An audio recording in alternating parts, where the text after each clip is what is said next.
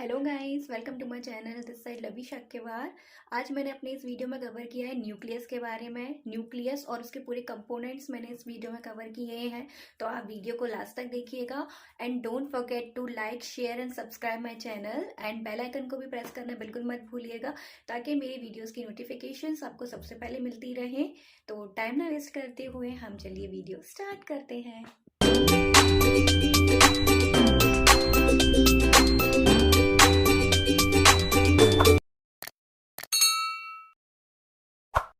Welcome guys, welcome to my channels. आज मैं आपको बताऊंगी सेल ऑर्गेनेल्स के बारे में। लास्ट मैंने आपको बताया था राइबोसोम्स के बारे में।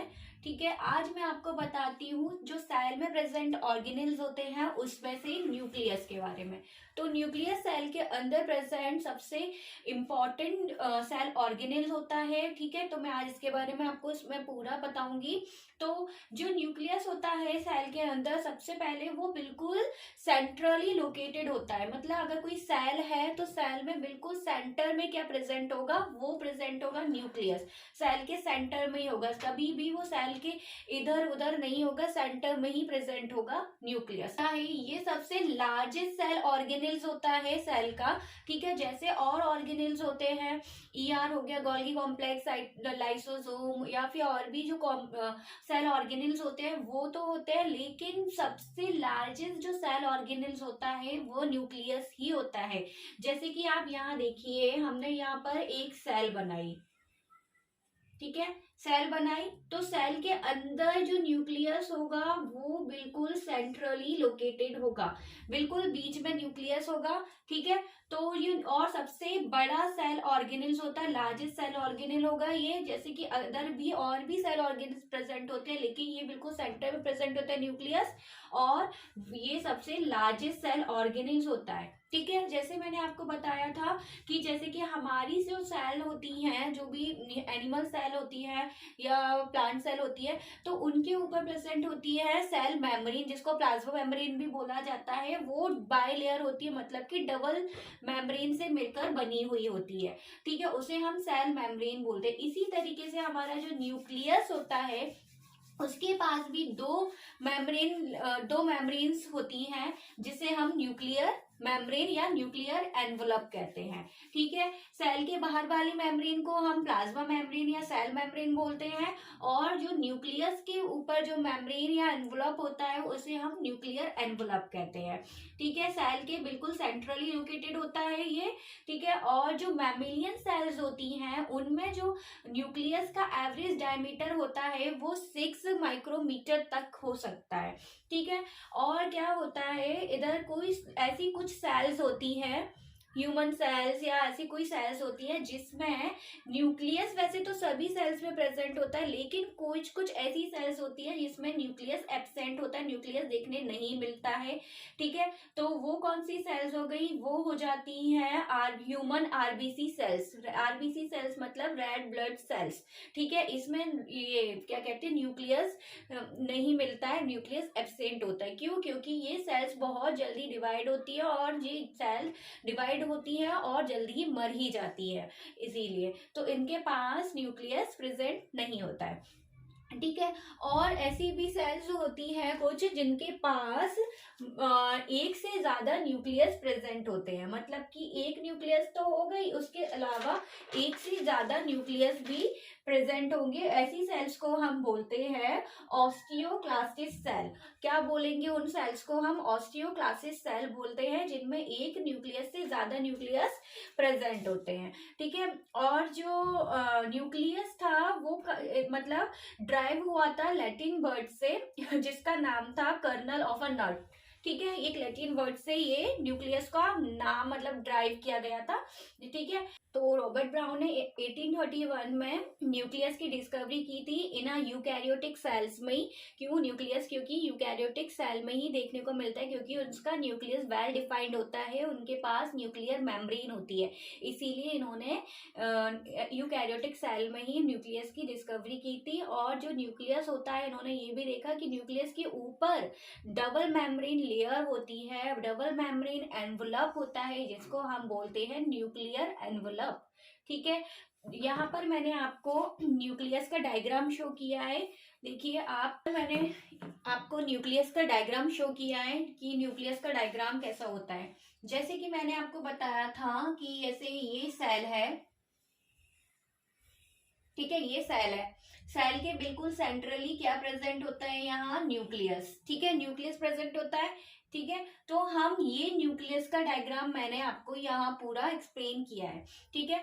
तो न्यूक्लियस जैसे कि मैं आपको बताया था क्या होता है, ये डबल मेम्ब्रेन लेयर होती है न्यूक्लियस। जैसे कि हमारी ये सेल है, सेल के बाहर भी डबल लेयर होती है, जिसको जैसे कि इसको हमने बोला कि सेल मेम्ब्रेन होती है न्यूक्लियस के बाहर, डबल लेयर जो होती है। इसी तरीके से न्यूक्लियस में भी डबल मेम्ब्रेन लेयर होती है, जिसको हम क्या कहते हैं, न्यूक्लियर मेम्ब्रेन, ठीक है। तो ये देखिए पूरी आपको मैंने ये पूरी डबल लेयर बताई है। देखो ये एक लेयर ये रही, एक लेयर ये रही, एक दूसरी लेयर ये रही, एक आउटर लेयर होती है, एक इनर लेयर होती है, ठीक है। तो जो न्यूक्लियस है ये, तो न्यूक्लियस की जो आउटर मोस्ट लेयर होगी वो कांटेक्ट में होगी किसके, साइटोप्लाज्म के, ठीक है। तो साइटोप्लाज्म जैसे पूरी सेल में प्रेजेंट होता है, जैसे कि यहाँ पूरा सेल है ये, तो ये पूरा ये न्यूक्लियस है। तो न्यूक्लियस की जो आउटर मोस्ट लेयर होगी वो किसके कांटेक्ट में होगी, वो साइटोप्लाज्म के कांटेक्ट में होगी। पूरा यहाँ पर साइटोप्लाज्म प्रेजेंट होता है, ठीक है, आउटर मोस्ट लेयर।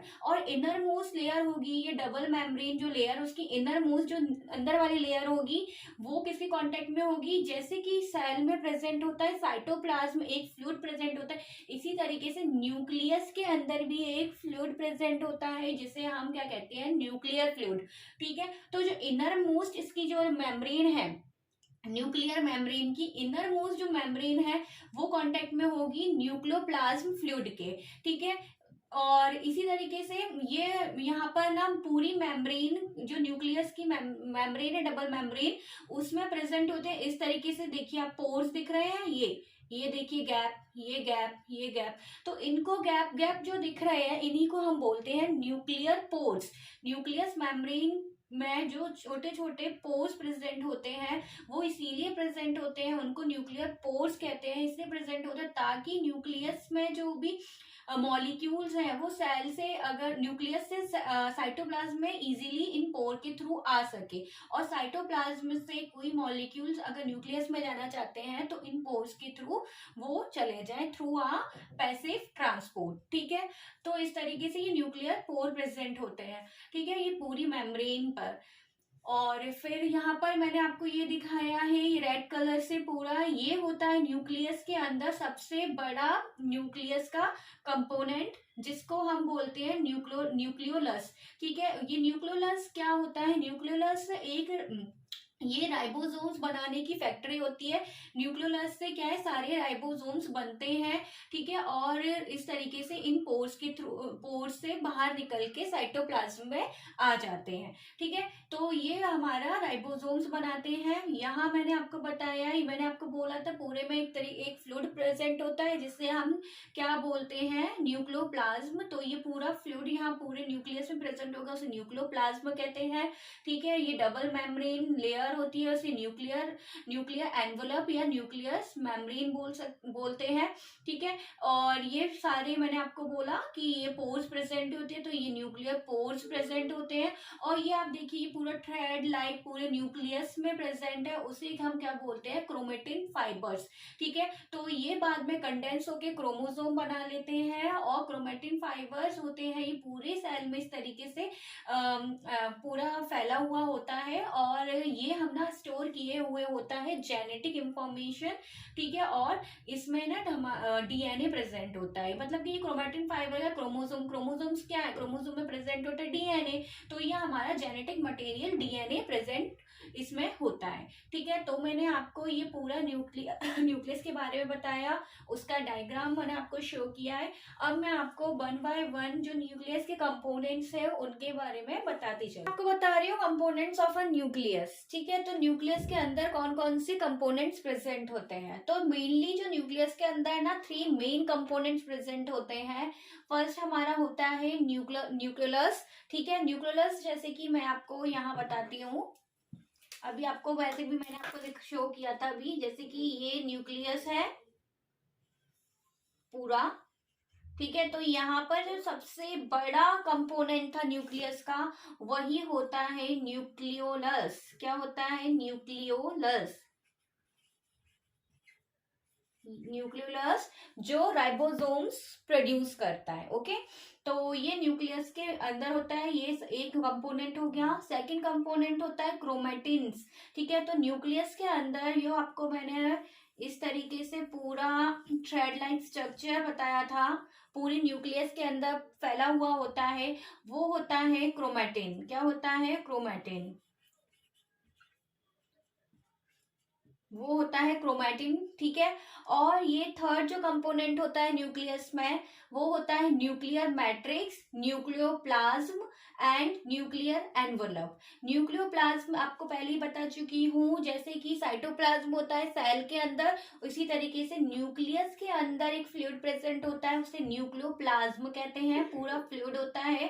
ठीक है, और न्यूक्लियर एनवलप। ठीक है, तो न्यूक्लियस के ऊपर भी डबल मेम्ब्रेन लेयर होती है, उसे हम न्यूक्लियर एनवलप कहते हैं। ठीक है, तो मैंने आपको मेनली 3 कंपोनेंट्स बताए न्यूक्लियस के, जो मेन बहुत इंपॉर्टेंट होते हैं। फर्स्ट होता है न्यूक्लियोलस, सेकंड होता है हमारा क्रोमेटिन्स, एंड थर्ड जो है हमारा nuclear matrix, nuclear plasm and nuclear envelope. अब ये कंपोनेंट्स जो है मैं आपको डिटेल में वन बाय वन, जो न्यूक्लियस का फर्स्ट कंपोनेंट है न्यूक्लियोलस। ठीक है, तो न्यूक्लियोलस के बारे में आपको बताऊंगी। मैंने आपको अभी बताया सेल जो होती है हमारी इस तरीके से न्यूक्लियस है, सॉरी ये न्यूक्लियस के अंदर यहाँ जो प्रेजेंट होता है न्यूक्लियोलस होता है, जो न्यूक्लियस का सबसे बड़ा कंपोनेंट होता है और राइबोसोम्स प्रोड्यूस करता है। ठीक है, तो न्यूक्लियोलस क्या होता है? तो न्यूक्लियोलस जो होता है वो सबसे पहले न्यूक्लियस में प्रेजेंट होता है। ये सेल का सबसे बिगेस्ट कंपोनेंट होता है, एक तो ये बताया मैंने। और साथ ही साथ क्या होता है, जो ये न्यूक्लियोलस होता है, जैसे कि तो मैं आपको यहाँ पर बता देती हूँ, जैसे कि ये हमारा न्यूक्लियस है। ठीक है, न्यूक्लियस के अंदर यहाँ पर हमारा न्यूक्लियोलस होता है, ये न्यूक्लियस है। न्यूक्लियस के अंदर न्यूक्लियोलस होता है जो राइबोसोम प्रोड्यूस करता है। ठीक है, इसका काम क्या होता है? राइबोसोम्स प्रोड्यूस करता है। और राइबोसोम्स क्या होते हैं? राइबोसोम सिंथेसिस करते हैं, प्रोटीन बना, राइबोसोम प्रोटीन बनाते हैं। ठीक है, ये न्यूक्लियोलस क्या करता है? ये हमारा आरआरएनए, मतलब कि राइबोसोमल आरएनए, एक ये आरएनए का ही फॉर्म होता है। आरएनए भी हमारे 3 टाइप्स के होते हैं, आरआरएनए, टीआरएनए और एमआरएनए। तो ये जो राइबोसोम ये होता है, ये जो क्या बताया, न्यूक्लियोलस जो होता है वो आरआरएनए से और किसकी, प्रोटीन की सिंथेसिस करता है, जिससे हमारे राइबोसोम्स बनते हैं। तो इसने न्यूक्लियोलस ने क्या बनाया? आरआरएनए। ठीक है, और जो प्रोटीन होगा वो प्रोटीन क्या होगा, वो सेल के बाहर, न्यूक्लियस के बाहर जो प्रेजेंट होगा, न्यूक्लियस के बाहर, तो वो न्यूक्लियर पोर के थ्रू इसमें एंटर कर जाएगा। और ये इसके पास खुद ही बनते हैं, इसके पास खुद से ही होते हैं आरआरएनए, मतलब कि राइबोसोमल आरएनए। तो राइबोसोमल आरएनए और जो बाहर से प्रोटीन आ रहा है वो मिलकर बना रहे हैं हमारे राइबोसोम्स। ठीक है, और राइबोसोम बना रहे हैं। ठीक है, तो ये राइबोसोम बना रहा है, तो वो राइबोसोम यहाँ पर न्यूक्लियस के पोर्स के थ्रू वो फिर जब ये 2 सब यूनिट से मिलकर बना हुआ होता है राइबोसोम, एक लार्ज सब यूनिट और एक स्मॉल सब यूनिट। जैसे कि मैं अभी आपको राइबोसोम का सिर्फ अभी स्ट्रक्चर दिखा रही हूँ, जैसे कि ये राइबोसोम है एक। ठीक है, राइबोसोम इस तरीके से बना हुआ होता है, 2 सब यूनिट होती है, एक लार्जर सब यूनिट होती है, एक स्मॉलर सब यूनिट होती है। ठीक है, और ये मिलकर किससे बना हुआ होता है? ये मिलकर बना हुआ होता है हमारा RNA, sorry R R N A और प्रोटीन से मिलकर बना हुआ होता है। ठीक है, तो ये जो हमारा न्यूक्लियोलस का काम होता है कि राइबोसोम बनाए। ठीक है, तो इसके पास तो पहले से ही मतलब खुद से ही वो ये प्रोड्यूस करता है आरआरएनए, लेकिन प्रोटीन बाहर से मिलता है, फिर इससे क्या बन जाता है, एक पूरा स्ट्रक्चर बन जाता है राइबोसोम्स का। ठीक है, तो फिर ये न्यूक्लियोलस क्या करता है, राइबोसोम जब बना देता है, फिर ये न्यूक्लियर न्यूक्लियर पोर्स के थ्रू, न्यूक्लियर मेम्ब्रेन के ऊपर प्रेजेंट होता है न्यूक्लियर पोर, उसके थ्रू ये साइटोप्लाज्म में रिलीज हो जाते हैं हमारे ये राइबोसोम्स। ठीक है, तो ये न्यूक्लियोलस का काम होता है, ये बनाते हैं राइबोसोम्स। ठीक है, ये देखिए यहाँ पर मैंने बताया न्यूक्लियोसोम मेक राइबोसोम, और राइबोसोम क्या बनाते हैं हमारा, राइबोसोम बनाते हैं प्रोटीन। राइबोसोम का क्या होता है, एक तरीके की प्रोटीन प्रोड्यूसिंग फैक्ट्री होती है, ये प्रोटीन बनाते हैं। फिर राइबोसोम्स जो होते हैं मैंने बताया आपको क्या होते हैं, 2 सब यूनिट से मिलकर बने हुए होते हैं, एक लार्जर सब यूनिट, एक स्मॉलर सब यूनिट। ठीक है, ये 2 सब यूनिट से मिलकर बने हुए होते हैं, और जो दोनों सब यूनिट होती हैं मैंने बताया कि वो मैन्युफैक्चर होती हैं प्रोटीन से और आरएनए से मिलकर बनी हुई होती है दोनों सब यूनिट। ठीक है, तो प्रोटीन तो सेल क्या कर रही है, बाहर से ले रही है ठीक है, फिर न्यूक्लियस क्या करता है, ये न्यूक्लियोलस क्या करता है, प्रोटीन जो सेल के बाहर होता है वो न्यूक्लियर पोर के थ्रू यहाँ एंटर हो जाता है, आ जाता है, और न्यूक्लियोलस के पास खुद ही मतलब आरआरएनए प्रेजेंट होते हैं। तो ये आरआरएनए और प्रोटीन मिलकर पूरा एक राइबोसोम बना लेते हैं। फिर जब ये राइबोसोम बन जाता है तो न्यूक्लियर पोर के थ्रू वो साइटोप्लाज्म में रिलीज हो जाता है, कौन, राइबोसोम्स। फिर वो बाद में क्या बनाता है, प्रोटीन बनाता है। तो ये इस तरीके से न्यूक्लियोलस का काम है। तो हमारी जो न्यूक्लियस में न्यूक्लियोलस होता है वो कितना इम्पॉर्टेंट होता है, उसका काम कितना बड़ा होता है। ठीक है, वो पूरा एक तरीके का राइबोसोम बनाता है, राइबोसोम बनेगा तभी हमारा प्रोटीन प्रोड्यूस होगा। ठीक है, मैं आपको नेक्स्ट सेल ऑर्गेनेल आपको बता रही हूँ नेक्स्ट कंपोनेंट न्यूक्लियस का, जो है क्रोमेटिन। ठीक है, क्रोमेटिन्स क्या है, जैसे कि मैंने आपको अब बताया था कि ये आप देखिए यहाँ पर ये न्यूक्लियस बनाया था मैंने, न्यूक्लियस। ठीक है, तो यहाँ पर मैंने यहाँ बनाया था न्यूक्लियोलस। ठीक है, तो ये पूरे में इस तरीके से जो थ्रेड लाइक पूरा स्ट्रक्चर प्रेजेंट था, वही क्रोमेटिन फाइबर्स होते हैं, क्रोमेटिन्स होते हैं जो पूरे न्यूक्लियस में फैले हुए होते हैं, बिल्कुल। ठीक है, पूरा जाला जैसा पूरे न्यूक्लियस के अंदर बनाए हुए होते हैं। ठीक है, तो वही क्रोमेटिन होते हैं जो न्यूक्लियस में प्रेजेंट होते हैं। और जो क्रोमेटिन होते हैं वो बने किससे होते हैं, जो ये क्रोमेटिन होता है ना, पूरा जो थ्रेड लाइक पूरा मैंने आपको दिखाया वो बना हुआ होता है हमारा डीएनए, आरएनए और प्रोटीन से मिलकर बना हुआ होता है। डीएनए, आरएनए और प्रोटीन, डीएनए क्या है, हमारा जेनेटिक मटेरियल है, और प्रोटीन इसमें जो मेनली कौन सा प्रोटीन, मेजर प्रोटीन जो होता है इसमें वो होता है हिस्टोन प्रोटीन। हिस्टोन प्रोटीन से मिलकर ये पूरा क्रोमेटिन फाइबर बना हुआ होता है, और डीएनए से बना हुआ होता है, जिसमें जो प्रोटीन का कंटेंट है वो ज्यादा होता है इसमें। ठीक है, और क्या होता है, ये क्रोमेटिन क्या होता है, जब कंडेंस हो जाते हैं, ये पूरा क्या है, सिंगल स्ट्रैंडेड, आपको एक थ्रेड लाइक दिख रहा है ना, इस तरीके से पूरा ऐसे ऐसे चल रहा है पूरा, या तो आप ऐसे देख लीजिए, इस तरीके से पूरे इसमें न्यूक्लियस में फैला हुआ है।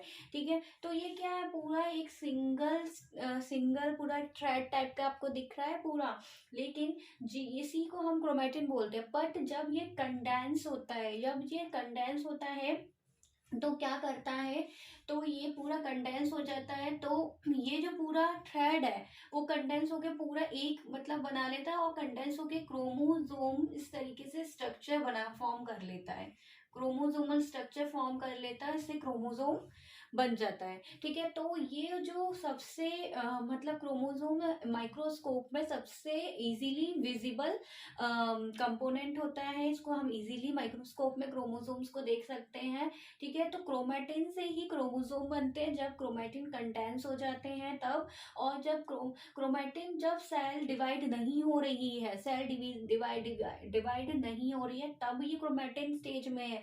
बट जब सेल डिवाइड होने लगती है, जैसे कि ये सेल है, ठीक है, और उसके अंदर ये न्यूक्लियस प्रेजेंट है, न्यूक्लियस के अंदर क्या प्रेजेंट है, क्रोमेटिन प्रेजेंट है। ठीक है, तो जब सेल रेडी होती है डिवाइड करने के लिए, तो एक सेल से 2 सेल बनती है। ठीक है, 2 सेल बनी, जैसे कि ये पेरेंटियल सेल है, उससे 2 सेल बनेंगी, उसके डॉटर सेल्स बनेगी। तो इसमें जो मैंने आपको बताया क्रोमेटिन पर क्या प्रेजेंट होता है, क्रोमेटिन बना हुआ होता है प्रोटीन और किससे बना हुआ होता है, डीएनए से मिलकर बना हुआ होता है। तो जो पेरेंट डीएनए है, ये सॉरी पेरेंटियल जो क्रोमोसोम है और पेरेंट्स में प्रेजेंट जो डीएनए है और प्रोटीन है, वो जब सेल डिवाइड होगी, ठीक है, जब सेल डिवाइड होने लगती है तब क्या होता है, ये क्रोमैटिन कंडेंस हो जाता है और क्रोमोसोम, ये क्रोमोसोम में बन जाता है, कंडेंस होकर क्रोमोसोम बन जाता है। और ये तब फिर एक सेल से दो सेल डिवाइड हो जाती है और इनका जेनेटिक मटेरियल किस पे प्रेजेंट होता है, क्रोमोसोम पे प्रेजेंट होता है in the form of DNA. ठीक है, तो वो जेनेटिक मटेरियल भी पेरेंटियल न्यूक्लियस से या पेरेंटियल क्रोमोसोम से आके उनके डॉटर सेल्स में आ जाता है। इसीलिए ऐसा होता है कि जब सेल डिवाइड होती है, हमारे भी जनरेशन टू जनरेशन अगर कोई चीज़ आ रही है, हमारे पेरेंट्स से हम में कोई जीन्स आ रहे हैं या कोई उनका डीएनए हम में आ रहा है, तो इसी तरीके से आता है। कैसे आता है, जब हमारे कोई पेरेंट्स है, हमारे पेरेंट्स से उनका जेनेटिक मटेरियल क्या है, उनका डीएनए जब वो हम में आ रहा है, ठीक है, फिर हमसे हमारी आगे वाली जनरेशन में जाएगा। ठीक है, और इनके ऊपर प्रेजेंट होते हैं इस तरीके से जीन्स भी प्रेजेंट होते हैं। ठीक है, ऐसे ऐसे क्रोमोसोम पर डीएनए तो है ही और जीन्स भी प्रेजेंट होते हैं। तो जीन्स भी क्या होते हैं, एक जनरेशन से मतलब दूसरी जनरेशन में आते हैं, हेरिडिटरी शो करते हैं जीन्स। ठीक है, तो ये पूरा क्रोमोसोम, वो क्रोमैटिन के बारे में पता है। क्रोमैटिन पूरा सेल में इस तरीके से एंटेंगल्ड पूरा स्ट्रक्चर होता है, फैला हुआ। फिर बाद में जब हमारे मतलब सेल डिवाइड होने लगती है, जब सेल डिवीजन फेज में आती है, तो ये पूरा क्रोमैटिन क्या किस में कन्वर्ट हो जाता है, पूरा ये जो इसका ये जाला है ना, थ्रेड, वो बन जाता है एक तरीके का क्रोमोसोम स्ट्रक्चर ले लेता है। ठीक है, क्रोमोसोम में स्ट्रक्चर ले लेगा। फिर क्या होता है, यहाँ से हमारी कोई सेल, पेरेंटियल सेल डिवाइड होने लगती है डॉटर सेल में और उनका जेनेटिक मटेरियल डीएनए पेरेंट से उनकी डॉटर सेल में आ जाता है। ठीक है, इस तरीके से होता है।